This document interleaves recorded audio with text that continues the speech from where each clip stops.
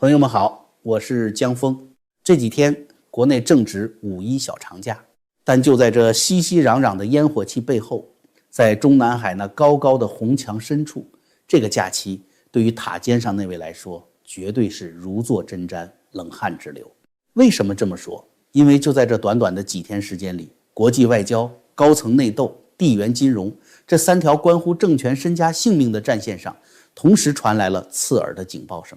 台湾总统赖清德突然在非洲神兵天降，新疆文旅巨头身价14亿的超级富豪在阿尔巴尼亚离奇暴毙，美国财政部一纸制裁，逼得中共商务部在五一假期连滚带爬地抛出史无前例的阻断禁令。今天江峰就带大家拨开迷雾，去看看这个五一假期到底上演了怎样一出惊心动魄的末日三重奏。咱们先从最让包子颜面扫地的一件事说起。大家都知道，中华民国在非洲还有一个坚定的邦交国，叫史瓦蒂尼，大陆这边叫斯威士兰。最近史瓦蒂尼国王恩史瓦蒂三世过58岁生日兼登基40周年庆典，作为铁杆盟友，台湾总统赖清德原本计划要在4月底飞过去亲自道贺，结果呢，在出发前夕，总统府突然宣布行程推迟。为什么推迟？因为中南海那位亲自下令，动用了庞大的外交和经济筹码，直接逼迫非洲的塞舌尔、马达加斯加和毛里求斯这3个国家对台湾的专机关闭了领空。大家要知道，史瓦蒂尼是个内陆国，你不经过别人的领空，飞机根本飞不进去。不仅如此，根据外媒的爆料，台湾方面原本准备了备用方案，想向欧洲的德国法兰克福或者捷克申请中转降落，结果北京的电话直接打到了德国总理办公室，以中德贸易为要挟，逼着欧洲国家也拒绝了台湾的转机申请。当时中共外交部和国台办估计已经在开香槟庆祝了，在圣上的亲自指挥、亲自部署下，天罗地网已经布好，就等着看赖清德出不了门的国际笑话。可是打脸来得太快，就像龙卷风。5月2日，赖清德突然在自己的社交媒体上发布了一张照片，宣布自己已经顺利抵达史瓦蒂尼。不但抵达了，而且还受到了使国总理和外交部长的热烈欢迎。红地毯、仪仗队一样不少，两国元首还高高兴兴地签署了关务互助协定。这下北京彻底傻眼了，外交部气急败坏地跳出来破口大骂，说赖清德是偷渡，是偷偷钻进一架外国飞机溜出台湾，上演了一场偷渡式外窜闹剧。朋友们，一国的堂堂民选总统带着庞大的代表团出国进行国事访问，中共竟然用偷渡这个词来形容，这简直是滑天下之大稽。但这句气急败坏的骂街，恰恰暴露了中共内心的极度恐慌和震惊。赖清德到底是怎么过去的？台湾官方其实一直三缄其口，总统府释出的照片也刻意避开了飞机的外观涂装。但江峰今天就给大家抖一抖这里面的硬核内幕，这整个过程简直就是一部现实版的谍影重重。大家品一品这里面的智慧与博弈。这场突围战的最高原则就是极度保密。直到5月2日晚间，赖清德在脸书上突然 PO 出照片，发了一句已抵达全世界，包括北京的特务系统才如梦初醒。为什么能瞒天过海？因为赖清德这次根本没有坐台湾的总统专机，这就是破局的关键点。就在赖清德宣布推迟行程之后，他的特使外交部长林佳龙先带着一个祝贺团去了史瓦蒂尼，这就是一招完美的明修栈道，暗度陈仓。林佳龙在前线跟国王一合计，既然中共仗着财大气粗封锁了台湾专机的航线，那国王陛下干脆您亲自派飞机来接吧。这架执行秘密任务的飞机大有来头，这可不是一般的商务机。江峰去查了他的底细，他是前中华航空的空中巴士340-300，注册编号 B18802，退役后被史瓦蒂尼买走，重金改装成了史瓦蒂尼王室的行政专机。为了避开中共的耳目，这架飞机由史方直接提供，机上配备了非台湾籍的机师。5月2日凌晨，这架王室座机悄悄从台湾起飞，不中停，不借到欧洲，采取一脚油门踩到底的直飞模式，傍晚稳稳落地施瓦蒂尼。这一招太绝了。为什么？换了架飞机，中共就没辙了。因为这架飞机挂着的是史国的注册号，是堂堂一国之君的国家专机。根据国际航空惯例，国家专机搭载受邀的友邦元首，享有绝对的外交豁免权和特殊的飞航权利，这就完美避开了中共逼迫塞舌尔等3个非洲国家撤销台湾专机许可的死胡同。东道主直接出面把航权问题给打包解决了。外国元首的国家专机挂着主权国家的标志，你中共敢随便派战斗机去升空拦截吗？你的防空雷达敢轻易去锁定一国之君的座机吗？就算中共的雷达兵盯着屏幕，猜到这架飞机里坐着赖清德，借他10个胆子，他也不敢在国际空域把史国国王的飞机给打下来。这就叫四两拨千斤，靠着东道主的情义相挺，直接撕碎了北京的空中封锁线。难怪连外媒都忍不住赞叹，台湾在这场意志的较量中智取了中国。但是朋友们，这件事最核心的看点根本不在于台湾有多聪明，而在于中共庞大的国家情报机器为什么在这关键的几天里变成了一个又龙又虾的摆设。大家想想，施瓦蒂尼国王的专机飞到台湾，这可不是一只麻雀飞过去，那是个庞然大物，需要申请航线，需要地勤对接。中共在台湾内部安插了那么多眼线，在周边布置了那么多侦察机、雷达船，在全球有着号称无孔不入的特务网络和战狼外交官。赖清德一行人浩浩荡荡的上飞机，这么大的动静，中共事先居然毫无察觉，直到人家落地发了脸书才如梦初醒。除了在新闻发布会上骂街，什么实际的反制动作都做不出来。为什么会这样？这就必须回到我们年初给大家反复拆解的那条核心政治主线。2026年1月，胞弟为了彻底消除威胁，用非常规的政变手段拿下了军委第一副主席张又侠和刘振立等一众军方实权派大佬。很多海外听床师当时还在吹嘘，说这是皇上权力达到顶峰的标志，说他终于肃清了军中大患。江峰当时就告诉大家，错了，这是极度虚弱的表现。清洗世代交好的盟友，标志着他已经无法通过正常的政治规矩来维持统治。赖清德这次成功奇袭，就是这场军委内斗结出的一颗苦果。张又侠在军中深耕几十年，提拔的将领掌控的情报网络错综复杂，他一倒台，整个军队和国安情报系统立刻陷入了极度的恐怖与瘫痪之中。现在的军方情报头子们满脑子想的都是怎么向圣上表忠心，怎么撇清跟张又侠的关系，谁还有心思去搞对台情报？更要命的是，现在的体制是彻头彻尾的外行领导内行，底下真正懂业务的特工和军官抱着多做多错，少做少错，不做不错的心态，集体躺平观望。就算有人侦查到施瓦蒂尼专机的异常，谁敢在这个节骨眼上越级上报？万一报上去，圣上一怒之下怪罪下来说，你们怎么没拦住？这口黑锅谁来背？还不如装作不知道。朋友们，在这种风起云涌的大时代，咱们普通人要想冷眼旁观，见证历史，有一个好身体和充沛的精力比什么都重要。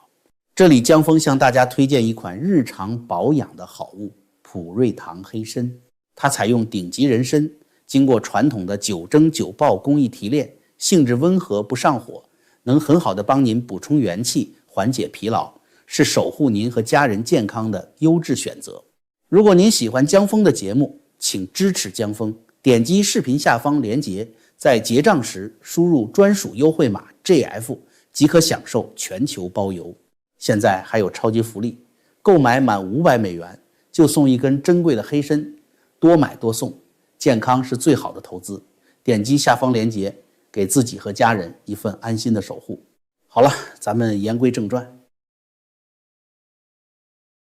按下外交战线的惨败步表，我们把目光从非洲转向欧洲的巴尔干半岛，来看这个5·1假期爆出的第2大猛料。这是一起充满了血腥味和阴谋气息的离奇车祸。根据新疆旅游协会发布的官方讣告，4月27日下午3点，新疆红景集团董事长李建宏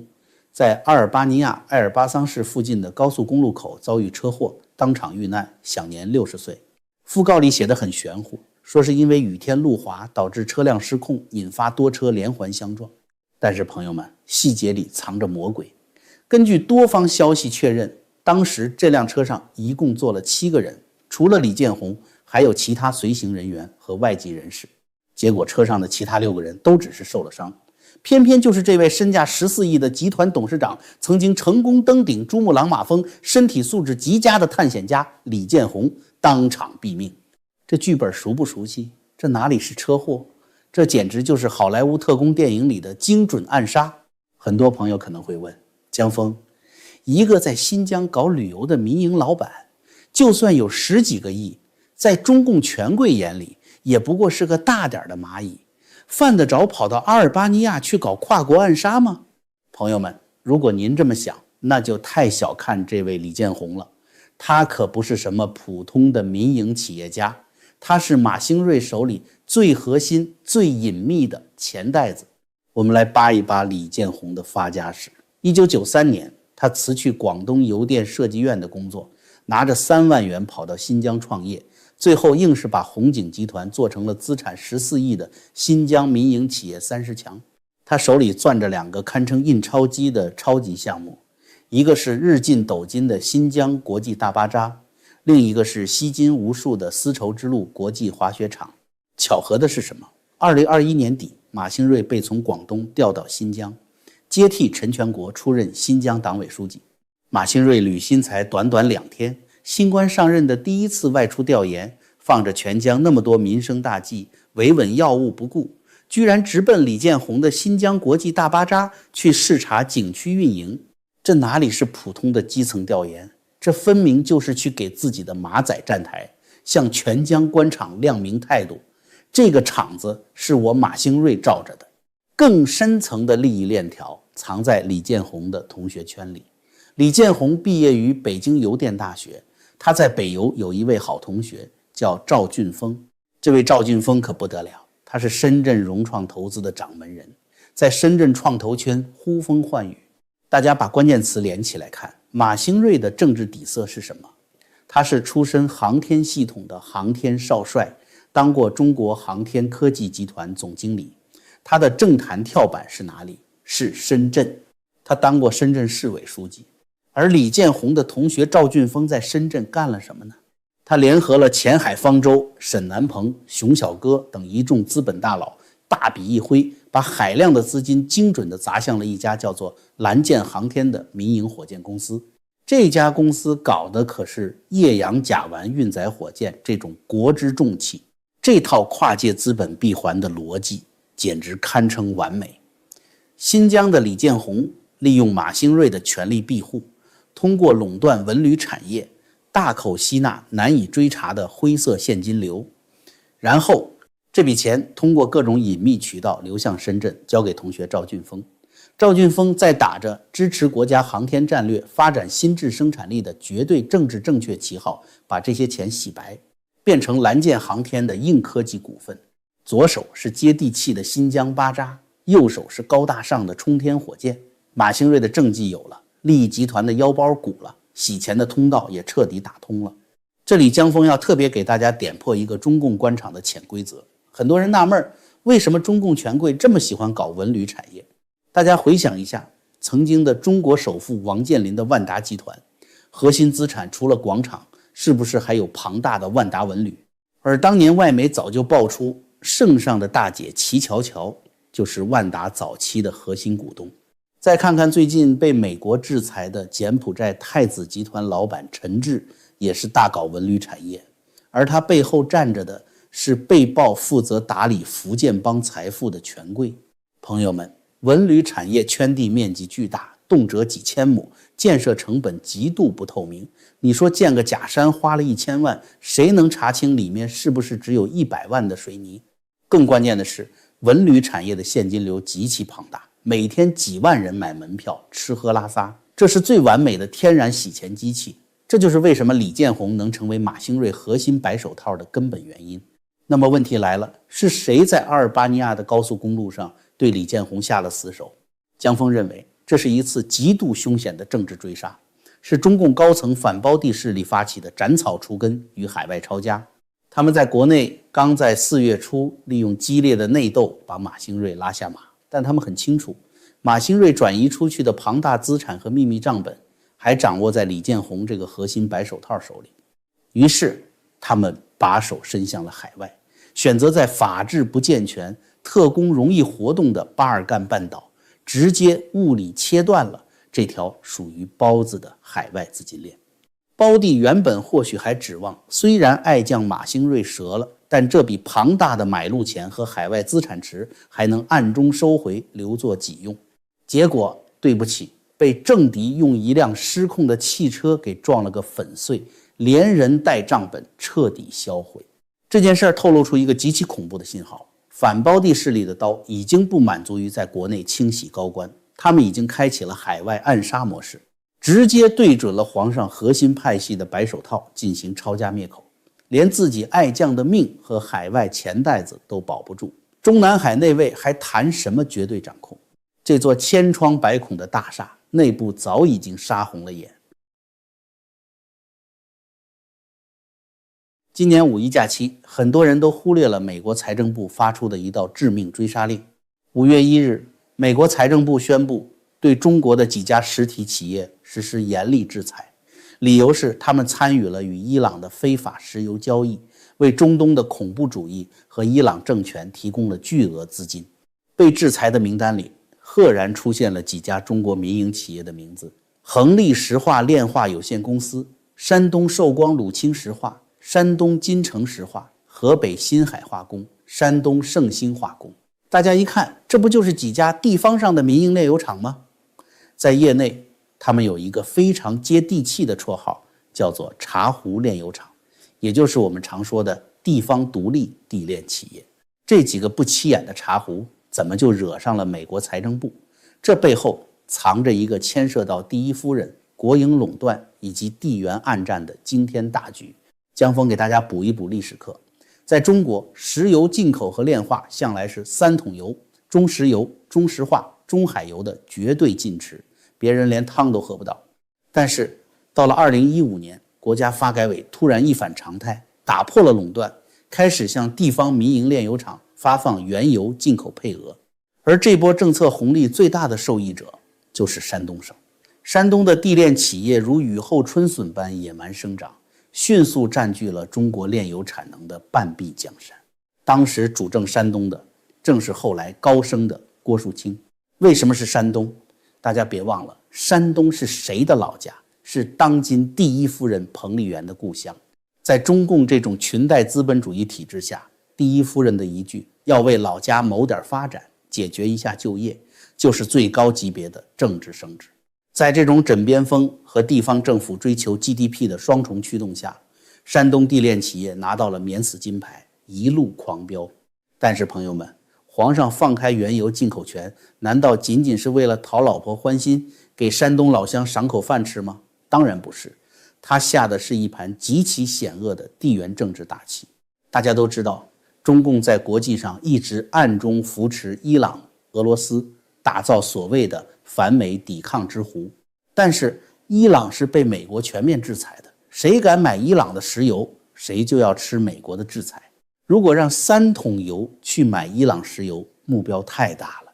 中石油、中石化在美国有上市，在海外有庞大的资产，极度依赖美元结算系统。一旦被美国盯上，这3家超级国企就要面临灭顶之灾，甚至会引发中国整个金融系统的地震。怎么办呢？这时候山东老乡的这些茶壶炼油厂就派上用场了。他们没有海外资产，他们不需要在美国上市，他们就是光脚的不怕穿鞋的。于是在中共高层的默许和暗中支持下，这些民营地炼企业摇身一变成了中共替伊朗销赃、向伊朗输血的地缘政治黑手套。根据追踪机构的数据，中国进口的石油中有大约 12% 来自伊朗，而这其中绝大部分都被这些茶壶给消化了。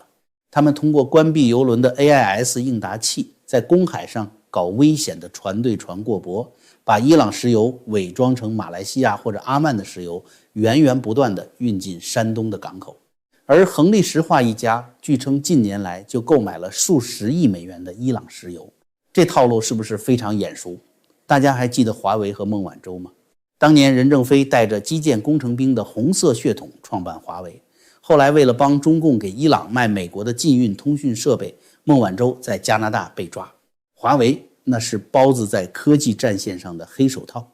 而山东的这些茶壶炼油厂就是包子在能源战线上的黑手套。这本来是一个天衣无缝的隔离墙战略，可是现在美国人已经彻底看穿了这套把戏，直接对这几家茶壶下了死手，寄出了最具杀伤力的 SDN 清单，也就是特别指定国民清单。这一下中南海真的慌了。这不仅仅是几家炼油厂倒闭的问题，这是中共维持中东乱局牵制美国的这条输血大动脉被人家给切断了。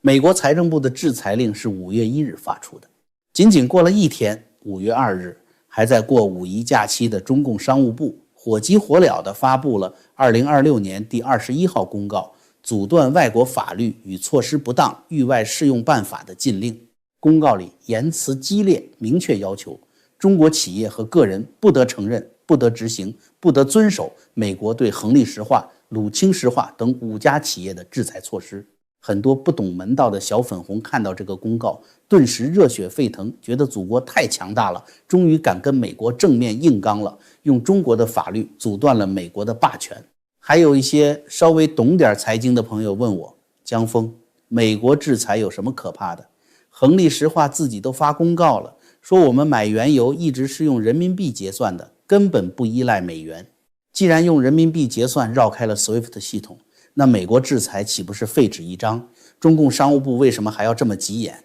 朋友们问得好，这恰恰是胞弟自以为最得意的一步大棋，用地方小民企做肉盾，用人民币做暗道，搞一个游离于美国金融霸权之外的地下经济圈。既然人民币结算这么安全，既然美国制裁是废纸，那商务部五一假期不放假，连滚带爬地抛出这份史无前例的阻断禁令，难道是吃饱了撑的吗？朋友们，江峰今天就给大家把这层人民币结算的底裤给扒下来，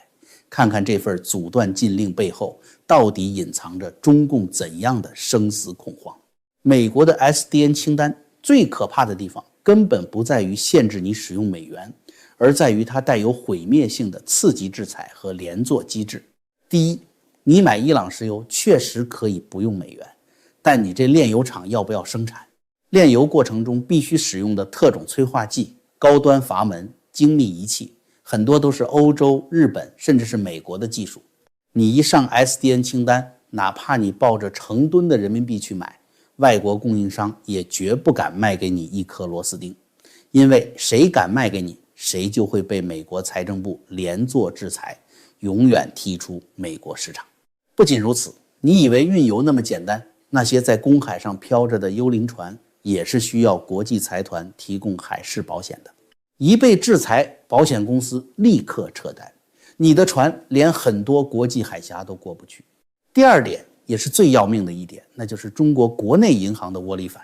大家千万不要以为美国的制裁只吓唬外国人，错。真正被这份制裁清单吓得尿裤子的是中国工商银行、中国建设银行、中国银行这些国有大行。这些超级国有银行在海外有着庞大的分支机构，开展着万亿规模的国际结算业务，他们是极度依赖美元清算体系的。当恒力石化、鲁清石化上了美国的黑名单，你信不信？五一假期一过，第一批跑去查封这些山东地炼厂账户、停发贷款、拒绝开出信用证的，绝对不是别人，正是中国的国有大银行。银行合规部的那些精算师们比谁都清楚，为了一个山东的民营炼油厂搭上整个工农中建在美国的业务牌照，这笔账傻子都会算。他们为了保住自己，绝对会立刻马上跟这些老乡企业划清界限，断绝一切资金往来。所以朋友们，大家现在看懂中国商务部那份阻断禁令的真正用意了吗？这份禁令根本不是去阻断美国的，美国也不在乎你中共的法律，这是一把死死顶在中国国内银行和国内大型国企后腰上的枪。商务部的潜台词是